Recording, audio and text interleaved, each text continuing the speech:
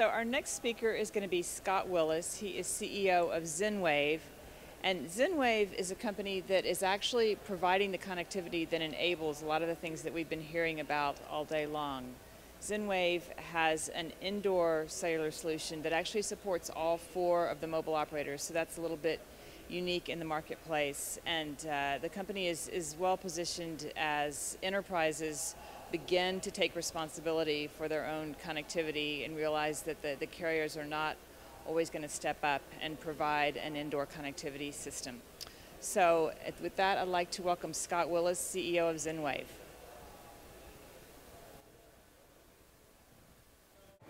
All right, so indoor connectivity is crucial to a lot of the things that we've been talking about, and I think that a lot of companies are realizing that the same connectivity that's going to enable basic cellular communications today is going to enable Internet of Things connectivity tomorrow. So that's what we're going to be talking about here with Scott Willis. He is CEO of ZenWave, and ZenWave has an indoor DAS solution that supports all 4 of the mobile operators, so that's a little bit unique in the marketplace. So Scott, I'd like to start off with just a little bit of a history of your company and how you sort of identified this need in the marketplace, and then we're going to hear about some of the learnings that you've gathered from companies that have been talking to you about their indoor connectivity needs. Okay, great. So,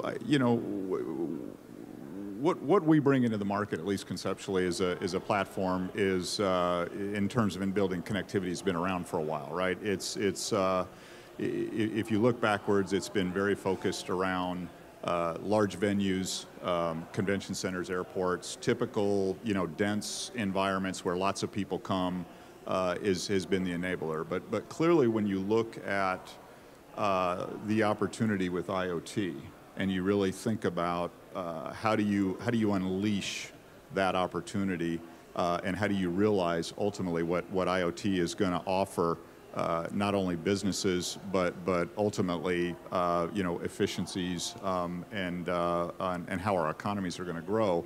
The connectivity layer is an important layer. It's a critical layer, right? I mean, at ZenWave, we tend to look at it simply, right? I tend to break things down very simply, right? You've got a data layer. That's the device layer. That's everything that we're trying to connect. So those are all the different devices. Those are all the different applications that you're talking about.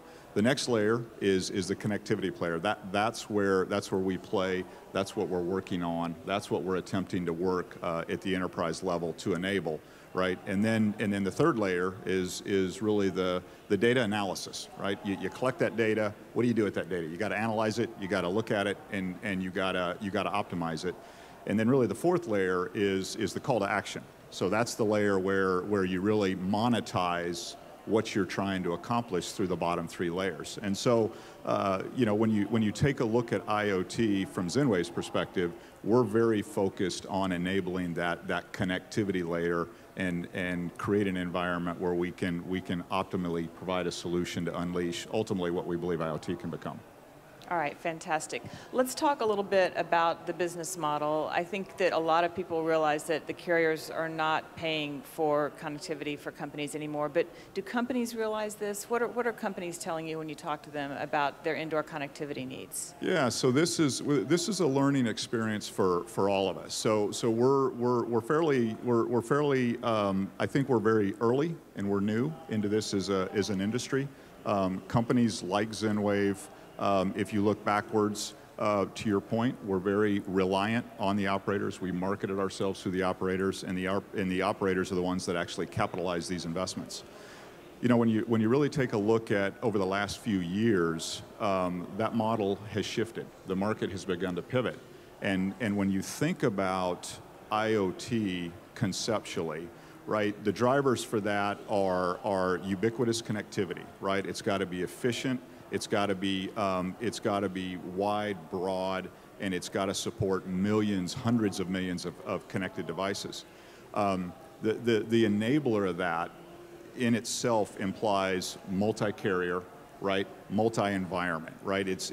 And when the operators begin to look at the economics associated with trying to build out all of that in-building demand that's out there, it's not sustainable. It doesn't support their business cases and their economics. So that pivot has now shifted over into the enterprise, and the enterprise is in a learning stage, right? This is going to be a journey that we're on as we go through this process. I think we're over the hump in terms of the enterprise beginning to realize, okay, the carriers are serious. They're not going to capitalize this investment. They're not going to come into my billing and pay for this.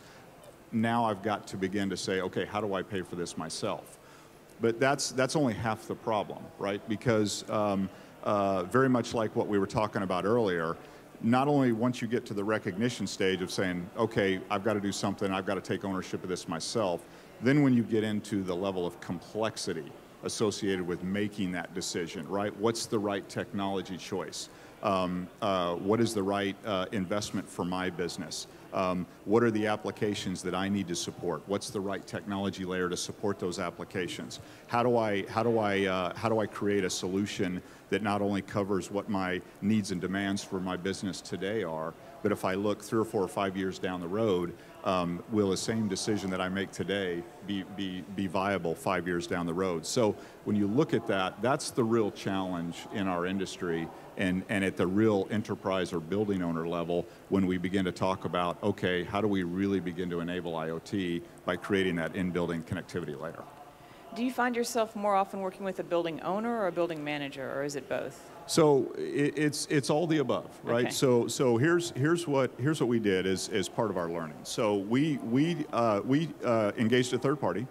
We did a survey, and we surveyed 1,000 employees in both the U.S. and the U.K. Those are the two markets that we chose, and we did it as a learning tool. Overall, collectively, the feedback that came back, which is at about 74%, is recognized as we have a problem, right? The mobile coverage inside of buildings is not meeting the needs of that employee base. And then what we did is we took the data and we wanted to gather a few more learnings, right? We looked at age groups of those employees, right? We looked at particular verticals, right? We looked at healthcare. We looked at transportation. We looked at distribution centers, and that's where the data begins to break down, right? And for example, when we talk about healthcare in that particular vertical, the dissatisfaction was very high, right? Because of the importance of connectivity.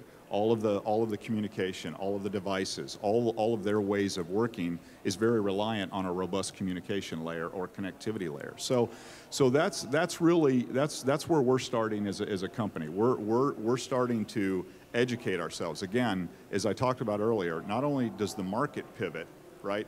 But the players inside the market have to pivot as well. We're used to just calling into the carriers and selling through the carriers, and now what we're learning is that's no longer the way of the market. We have to work with individual enterprises, individual verticals, individual building owners, property management companies, and the way we're tackling it is we're targeting each one of those individually, because what we're finding out is the challenges and problems that we're trying to solve for a building developer is very different than the challenges and problems we're trying to solve for a direct enterprise or a particular hospital system. So the world that we're living in is one that we should all collectively be excited about, which IoT is the enabler of. But when you begin to break it down and realize how do you get to the market, how do you solve the problem, how do you bring a solution to each individual, either building or particular vertical, you find out you have to be innovative, you've got to be flexible, and you've got to be creative in how you deliver a solution for that segment of the market. So you've obviously put a lot of time and energy into understanding several different verticals. So what can you tell us both about some of the pain points and ways to solve those pain points for some of the verticals, and then also just how to even address them? You know, you've said a couple times that you're used to marketing to, maybe 4 carriers. Now you've got so many more customers that you've got to think about. So that's a challenge right there. It is. It is. And like anything else, as you're gathering your data, as you're learning about verticalization, as you're learning about market segments, you begin to get experience as to what particular verticals are willing to be market leaders, to be first movers in the market. It's not so different than a lot of the things that we're hearing in our industry. Healthcare is a big driver. We talked about big venues, right? We talked about sports stadiums. We talked about airports. Those are the first movers. Those are the ones that are willing to make the investment. Those are the ones that are out driving it. But again, when you think about it, that's all top of the pyramid, right? Those are all top of the pyramid type applications. For us to realize full scale and full optimization of IoT, we've got to come way down market and enable all of those individual buildings, enterprises, property development companies, property management companies. All of those individual verticals have to be targeted, and solutions have to be created that meet their needs. So do you also go to market by working through the systems integrators? Oh, absolutely. I mean, that is one of the learnings at ZenWave is that's not only has the market pivoted away from us, but how we get to market has changed for us. So we're working with distributors, we're working with systems integrators, we're working with value-added resellers. The other thing that we're trying to figure out is not only the typical channels to market, but we're also looking at, we're taking a step back and we're trying to understand within the vertical segments that I was talking about earlier, who are great partners that could be potential non-traditional channels to the market, right? So let me give you an example. We've pulled back and built a good relationship with a fairly large West Coast electrical contractor, and they've proven to be very successful for us. So if you think about access to enterprise, access to building, knowledge of a building, knowing where all of the elements inside that building rely, well, that's not a significant step to talk to them and say, hey, what about mobility? Can we create an additional revenue stream for you, right? So I've got a number of sessions going on with some HVAC distributors, right? They work with architects, they work with designers, they work with developers, and these are pretty significant investments and pretty complicated systems that have to be planned for in the building.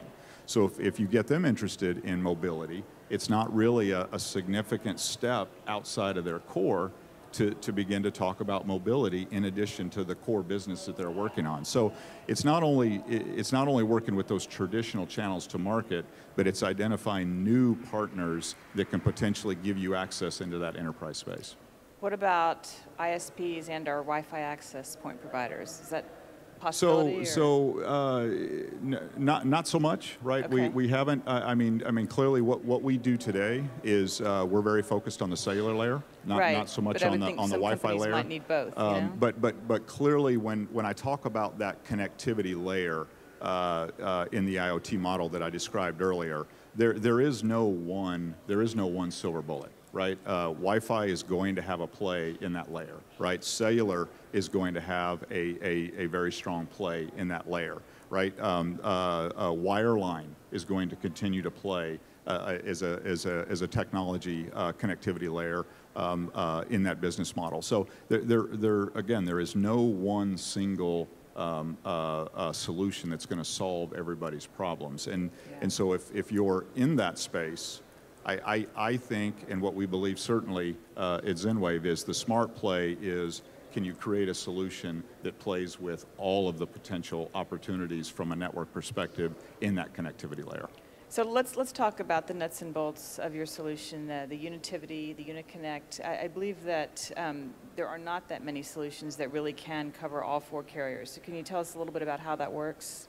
So we do think going forward that we really have a platform, and we're evolving our platform very focused towards the enterprise. And so we have a solution that is wideband in nature. So we cover from 150 megahertz to 2.7 gigahertz with one radio, and so that's very unique in the market. Our technology is not only spectrum agnostic across those bands that I just described, but it's also technology agnostic. So 2G, 3G, 4G, We are working. We announced at Mobile World Congress towards 5G. So we're going to be testing mid-year to second half of the year at 3.5 to 6 gigahertz. So as you look forward and you think about where 5G is going to be deployed, we want to be able to support that band. So when you think about the connectivity layer, and at this, I'm talking about the cellular layer, and you talk about providing a robust platform that not only supports the applications today, but you look 5 years down the road, we think that's where we have an advantage, right? So we have a system that is future-proof, as we like to call it. So if you think about an example here in North America, if you've got a system that's at 700 and 1900, and we're just finishing the auctions at 600. Well, with my competitors, that's either an overlay or a forklift, right? With us, it's a software upgrade, and we can enable 600 just very, very quickly through software. So that whole future-proofing of protecting an enterprise in a very complex world that says, hey, you know, I'm confident the decision that I'm making today will not only support my needs today, but will evolve me forward. We think is going to play an important factor in how the enterprise space evolves around that connectivity layer on IoT. So are the enterprise customers that you're talking to thinking about IoT? Oh, no, yeah, I mean, absolutely. There is the one thing that we're certainly running into in the market is you know, either companies are making investments, and in many cases the top of the pyramid companies are hiring employees, bringing in expertise, and building, you know, organizations around IoT. And then certainly the ones that maybe necessarily coming down the stack in terms of the enterprise that can't afford to do that are attending conferences like this, are attending webinars, are taking every opportunity to learn out there around IoT, because I think ultimately every enterprise realizes they have to be a part of IoT regardless of what vertical or what business they're in, because ultimately there is going to be value for their business going forward. Great. All right, do we have any questions for Scott Willis from ZenWave?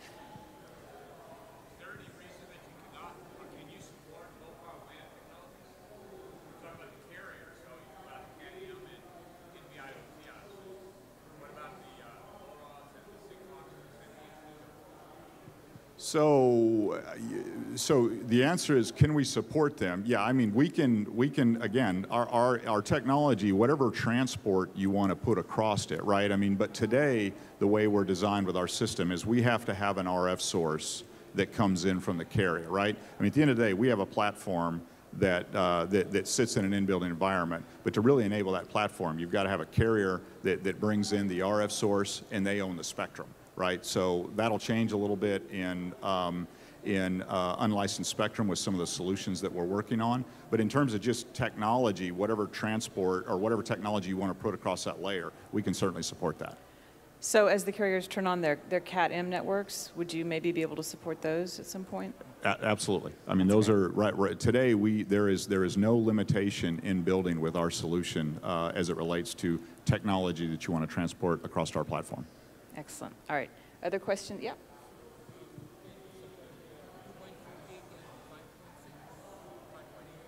I'm sorry. I can't. Yeah. There you go. Yeah. I'm sorry. Sorry. My question was, do you support 2.4 and Could you turn on the microphone so I could? I think, there's a...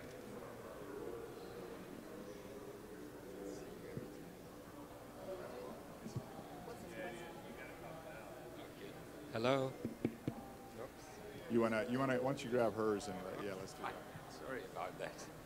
So, afternoon. My question is, does your system support 2.4 and 5.6 gigahertz? So today we support 2.4, right? So 150 megahertz to 2.7. So we are currently working and expect to be in a trial environment It'll be midsummer is what we're targeting right now with a couple of players in the market that we'll hopefully be able to name at a later date, from 3.5 up to 6 gigahertz. So that's what we're targeting. That capability doesn't exist in our radio today, but it's what we're working on in the very, very near future. Okay. Because I come from Africa, and normally those 2.4 and 5.6 are the free frequency bands. One doesn't have to pay for it. So 2.4 we can definitely support today, but when you say, yeah, so I mean the up past through 5 gigahertz we will be supporting in the future. Okay. All right. Thank you. Okay, any other questions for ZenWave? All right, Scott, thank you so much. Thank you.